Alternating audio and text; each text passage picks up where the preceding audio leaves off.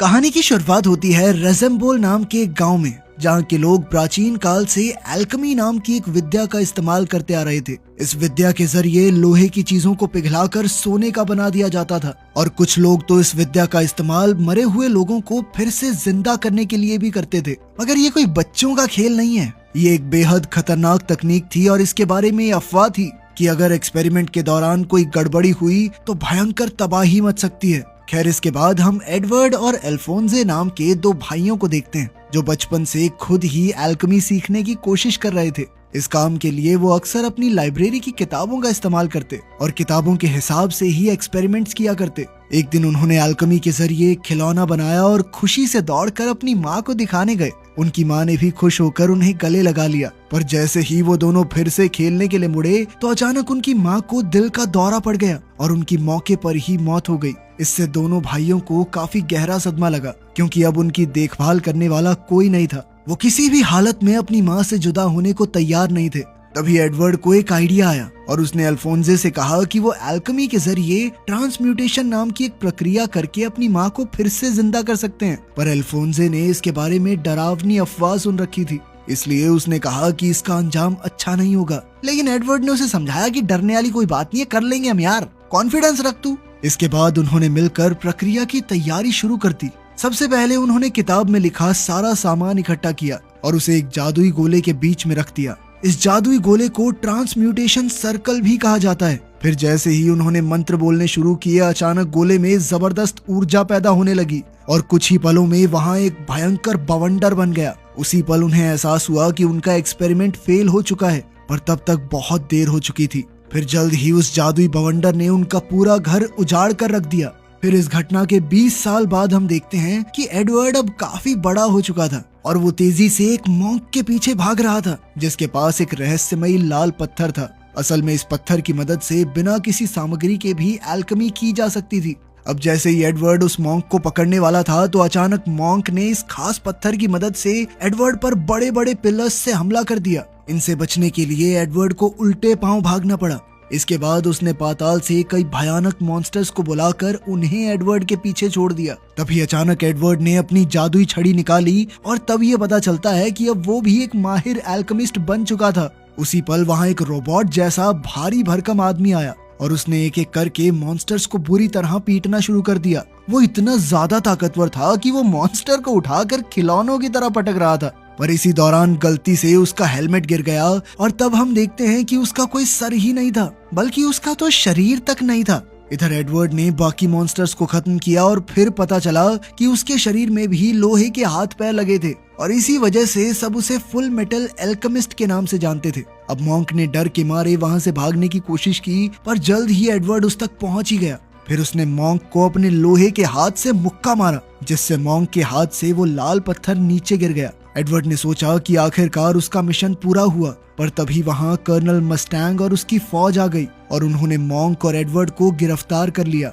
Edward ने उनसे लाल पत्थर की भीख मांगते हुए कहा कि ये पारस पत्थर है, पर कर्नल मस्टैंग ने उसी पल इस पत्थर को अपनी उंगलियों से भस्म कर दिया और कहा कि ये नकली पत्थर है। ये देखकर एडवर्ड बहुत दुखी हो गया, क्योंकि वो इतने सालों से पारस पत्थर को खोजने में जुटा हुआ था। तभी वहाँ पर वही रोबोट जैसा आदमी आया, जो कोई और नहीं बल्कि एडवर्ड का छोटा भाई अल्फोंसे ही था। उसने एडवर्ड को हौसला देने की कोशिश की, मगर इसी मौके का फायदा उठाकर मॉन्क फौजियों के चंगुल से बचकर भाग गया। खैर, बाद में सब मिलिट्री बेस पहुंचे तो कर्नल मस्टैंग ने कहा कि पारस पत्थर जैसी कोई चीज नहीं है। असल में जो पत्थर मॉन्क के पास से मिला था वो मॉन्क की शक्तियों की वजह से ही जादू कर रहा था। मगर एडवर्ड को अब भी पूरा विश्वास था कि कहीं ना कहीं पारस पत्थर जरूर मौजूद है और अगर वो ढूंढता रहा तो वो उसे जरूर मिलेगा। असल में इस पत्थर को हासिल करने के पीछे उसका मकसद था कि वो इस पत्थर की शक्तियों की मदद से अपने खुद के हाथ पैर और अपने भाई का पूरा शरीर वापस ले आए। फिर जब वो मिलिट्री बेस से निकलकर अपने घर की तरफ जा रहा था तो एडवर्ड को अपनी बचपन की पक्की सहेली विनरी मिल गई। दरअसल उसे एडवर्ड के मिशन के बारे में खबर मिली थी और जब उसे इसके पीछे की कहानी का पता चला तो उसने कहा कि वो भी पारस पत्थर ढूंढने में उनकी मदद करेगी। उधर मॉन्क मिलिट्री के चंगुल से बचकर एक खुफिया कमरे में पहुंचा, जहां 3 जादुई गैंगस्टर उसका इंतजार कर रहे थे। उनकी लीडर थी लस्ट। इसके अलावा ग्रुप में एनवी नाम की एक लंबी लड़की थी जो किसी का भी भेष बना सकती थी और ग्लूटनी नाम का लड़का जो दुनिया में कुछ भी खा सकता था। असल में लस्ट ने मॉन्क को किसी काम पर भेजा था, लेकिन मॉन्क वो काम पूरा नहीं कर पाया। इसलिए लस्ट गुस्से से आग बबूला हो उठी। फिर उसने सजा देने के लिए जादू से अपने हाथ लंबे करके उसे गला घोंटकर मार डाला। उसके मरते ही ग्लूटनी तुरंत उसकी लाश को नोच नोच कर खा गया। वहीं दूसरी ओर एडवर्ड सोने की कोशिश कर रहा था, पर उसे बार बार 20 साल पुरानी घटना के दृश्य दिखाई दे रहे थे। जब उनका एक्सपेरिमेंट फेल हो गया तो एडवर्ड को सच के दरवाजे पर लाया गया, जहां इस ब्रह्मांड का सारा ज्ञान छिपा हुआ है। अचानक दरवाजा खुला और 2 भयंकर हाथ उसे खींचकर अंदर ले आए। अब एडवर्ड ब्रह्मांड में तेजी से उड़ता हुआ जा रहा था और अचानक उसे थोड़ा दूर अपनी माँ की झलक दिखाई दी। उसने उन्हें छूने की पूरी कोशिश की, मगर अगले ही पल उसने देखा कि वो दरवाजे से बाहर आ गया था। खैर, अब एडवर्ड को एल्केमी का पूरा ज्ञान हो गया था और अब वो बिना किताबों के भी उसका इस्तेमाल कर सकता था। तभी वहां एक धुएं के बादल जैसी मूर्ति आई और उसने कहा कि मैं भगवान हूँ। उसने कहा कि अगर कोई एक मरे हुए इंसान को वापस जिंदा करना चाहता है तो उसे भगवान से एक डील करनी होगी। इसके मुताबिक किसी को जिंदा करने के बदले में उसे अपने शरीर के एक हिस्से की बलि देनी होगी। अब एडवर्ड कुछ भी करके अपनी माँ को जिंदा करना चाहता था, इसलिए भगवान ने बदले में उसका एक पैर ले लिया। बाद में एडवर्ड की आंख खुली तो वो अपने घर में था। घर बिल्कुल वैसा का वैसा था, पर उसका पैर कट चुका था। इसके अलावा उसका भाई अल्फोंसे भी कहीं नजर नहीं आ रहा था। तब उसे एहसास हुआ कि अल्फोंसे ने तो माँ को जिंदा करने के लिए खुद को ही कुर्बान कर दिया। इसके बाद एडवर्ड उसी जादुई गोले के पास गया जहाँ उन्होंने एक्सपेरिमेंट किया था। उसने देखा कि वहाँ एक काले रंग के धुएं वाला मॉन्स्टर था, जो उसकी माँ तो बिल्कुल नहीं थी।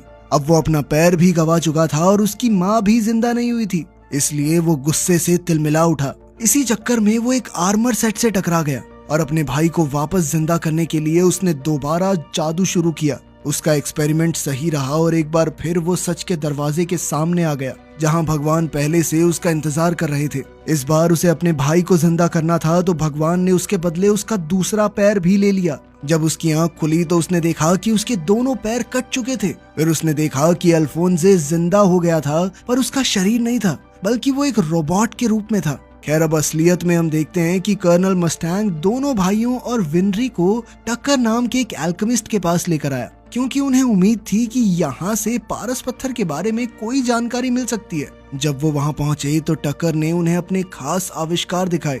असल में उसने कई जानवरों को आपस में मिलाकर नए जानवर बनाए थे। टक्कर ने उन्हें बताया कि आज से कुछ साल पहले वो सरकारी एल्केमिस्ट हुआ करता था, जो कि सरकार के लिए काम करता था, लेकिन फिर उसके सभी एक्सपेरिमेंट्स को बेकार बताकर उसे नौकरी से निकाल दिया गया। अब वो जी जान लगाकर नए आविष्कार बनाने में जुटा हुआ है, ताकि वो अपना औहदा वापस हासिल कर सके। खैर, बाद में एडवर्ड ने टक्कर को अपनी पूरी कहानी सुनाकर कहा कि वो कैसे भी करके पारस पत्थर तक पहुंचना चाहता है। टक्कर ने कहा कि वो ये तो नहीं जानता कि ये मणि कहाँ मिलेगी, पर उस तक पहुंचने में वो एडवर्ड की पूरी मदद करेगा। इसके बाद एडवर्ड और विनरी ट्रेन से दूसरे शहर के लिए निकल पड़े। असल में यहाँ वो डॉक्टर मार्को से मिलने जा रहे थे, जिसके पास शायद पारस पत्थर की जानकारी थी। मगर जैसे ही वो उसके घर पहुंचे तो मार्को को लगा कि वो बुरे लोग हैं और उसने अपना बचाव करने के लिए एडवर्ड और विनरी पर गोलियां चला दी। तब एडवर्ड ने खुद को बचाने के चक्कर में गलती से मार्को को ही बेहोश कर दिया। जब मार्को को होश आया तो उसने कहा कि वो लोग पारस पत्थर के बारे में भूल जाएं तो ही बेहतर है। तभी अचानक उसे एक नेगेटिव एनर्जी महसूस हुई और उसने तुरंत खिड़की पर गोली चला दी। तब ये खुलासा होता है कि गैंगस्टर लस्ट काफी देर से वहां छुपकर उनकी जासूसी कर रही थी। वो धीरे धीरे उन तीनों की तरफ बढ़ने लगी।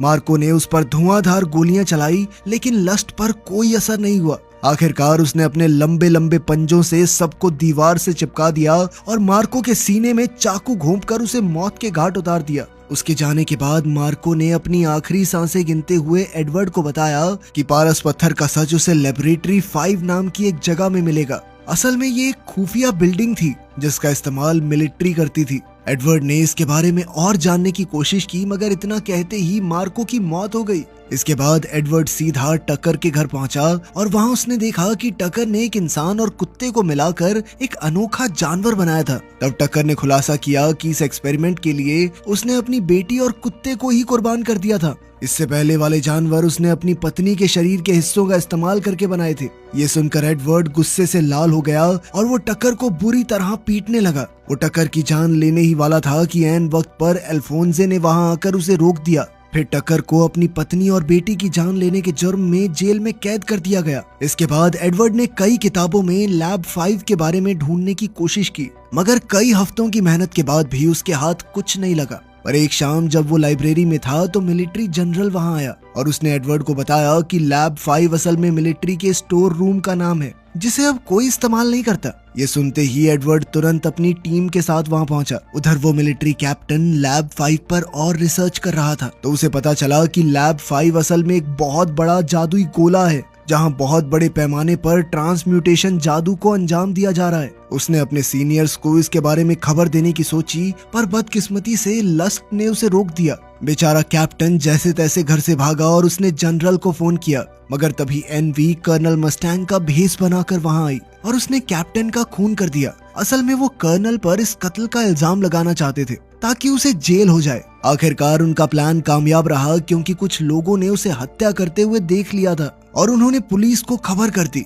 वहीं दूसरी ओर वो पागल साइंटिस्ट टकर भी जेल से भाग निकला। वहीं एडवर्ड और उसके दोस्तों को भी गिरफ्तार कर लिया गया था, क्योंकि वो खूनी कर्नल मस्टैंग के साथ अक्सर दिखाई देते थे। फिर उन्हें कमरे में कैद कर दिया गया, पर एडवर्ड बड़ी चालाकी से सबको लेकर भाग निकला। इसके बाद वो एक गाड़ी चुरा कर लैब 5 में पहुंचे, जहां कर्नल मस्टैंग और एक लेफ्टिनेंट के बीच लड़ाई चल रही थी।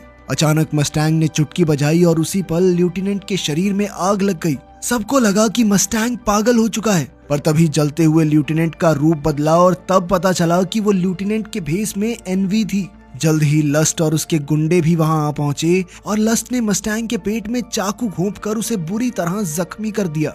इसके बाद वो वहां से भाग निकली तो एडवर्ड ने उसका पीछा किया, मगर जल्द ही वो एक सुनसान कमरे में पहुंचा जहां एक बड़ा सा जादुई गोला बना हुआ था। लेकिन इससे पहले कि वो कुछ समझ पाता, साइंटिस्ट टकर उसके सामने आया। उसने अपनी जेब से एक पारस पत्थर निकाला और ये खुलासा किया कि यहाँ हजारों की तादाद में ऐसे पत्थर बनाए जाते हैं। असल में ये ऑपरेशन मिलिट्री का ही चलाया हुआ था। फिर टकर ने कहा कि किसी मरे हुए इंसान को जिंदा करने के लिए कुर्बानी तो देनी पड़ती है, इसलिए बड़े बड़े आर्मी ऑफिसर्स अपने घर वालों को फिर से जिंदा करने के लिए कैदियों की कुर्बानियां दे रहे थे। ये सुनकर एडवर्ड हक्का बक्का रह गया, लेकिन इससे पहले कि वो कुछ और जान पाता, तभी अचानक लस्ट ने वहां आकर टक्कर को मार डाला, क्योंकि उसने एडवर्ड को खुफिया राज बता दिया था। तब ये खुलासा होता है कि लस्ट कोई आम इंसान नहीं, बल्कि जादू से बनाई गई एक क्रीचर है, इसीलिए वो इतनी ज्यादा शक्तिशाली थी। तभी इस पूरे ऑपरेशन का मास्टरमाइंड जनरल वहां आया। उसने बताया कि उसका असली मकसद ऐसे ही सुपरनैचुरल इंसानों की फौज खड़ी करना है